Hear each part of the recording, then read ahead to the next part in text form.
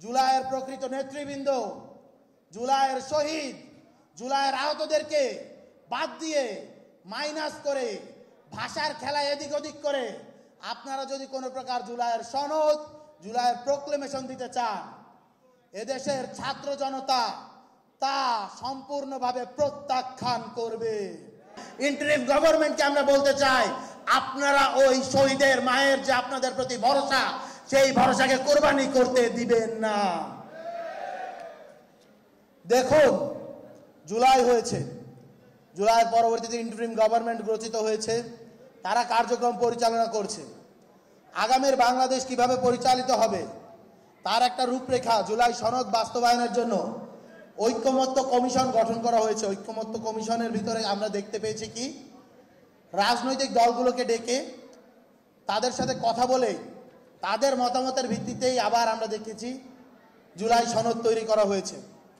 আচ্ছা, রাজনৈতিক দলগুলো কি বাংলাদেশের প্রত্যেকটা জনগণের যে কালেকটিভ পালস সেটিকে ধারণ করেছিল? সেটিকে যদি ধারণ করত তাহলে তো রাজনৈতিক দলগুলোর নেতৃত্বে জুলাই গণ অভ্যুত্থান সংগঠিত হতো, ছাত্র জনতার নেতৃত্বে জুলাই সংবিধান, জুলাইয়ের যে অভ্যুত্থান সেটি সংগঠিত হওয়ার প্রয়োজন পড়তো না।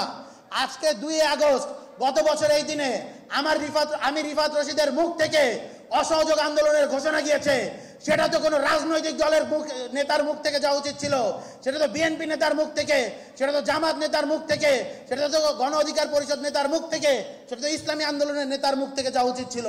তারা ফেল করেছিল বলে ছাত্র জনতার নেতৃত্ব দিতে হয়েছে।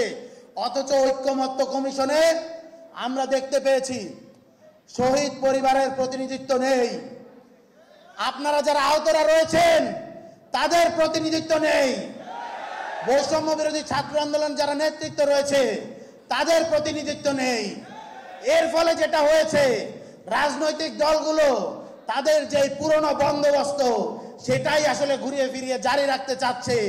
শহীদ পরিবারের কথা, আহতদের কথা, জুলাইয়ের নেতৃবৃন্দের কথা জুলাই সনদ, জুলাই প্রোক্লেমেশনে উঠে আসতেছে না। আমি আপনাদেরকে একটা ছোট্ট উদাহরণ দেই। জুলাই সনদের যে খসড়া সেটা বাজারে ঘুরে বেড়াচ্ছে, সোশ্যাল মিডিয়া ঘুরে বেড়াচ্ছে, সেখানে আমরা দেখলাম বৈষম্য বিরোধী ছাত্র আন্দোলনের ডাকে জুলাই গণ অভ্যুত্থান রচিত হয়েছে।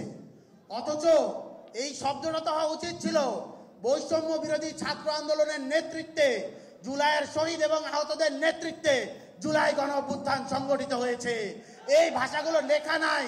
এর মধ্য দিয়ে বৈষম্য বিরোধী ছাত্র আন্দোলনকে, শহীদদেরকে, আহতদেরকে ইতিহাস থেকে, সংবিধান থেকে, জুলাইয়ের যে লিগ্যাল ডকুমেন্ট থেকে মাইনাস করে দেওয়া হচ্ছে। আমরা স্পষ্টভাবে বলতে চাই, জুলাইয়ের প্রকৃত নেতৃবৃন্দ, জুলাইয়ের শহীদ, জুলাইয়ের আহতদেরকে বাদ দিয়ে মাইনাস করে ভাষার খেলা এদিক ওদিক করে আপনারা যদি কোনো প্রকার জুলাইয়ের সনদ, জুলাইয়ের প্রোক্লেমেশন দিতে চান, এদেশের ছাত্র জনতা তা সম্পূর্ণভাবে প্রত্যাখ্যান করবে। সুতরাং যার যতটুকু অবদান, সে অবদানকে স্বীকার করুন, লালন করুন। শহীদ পরিবারের চোখ থেকে আর চোখের পানি ঝরায়েন না।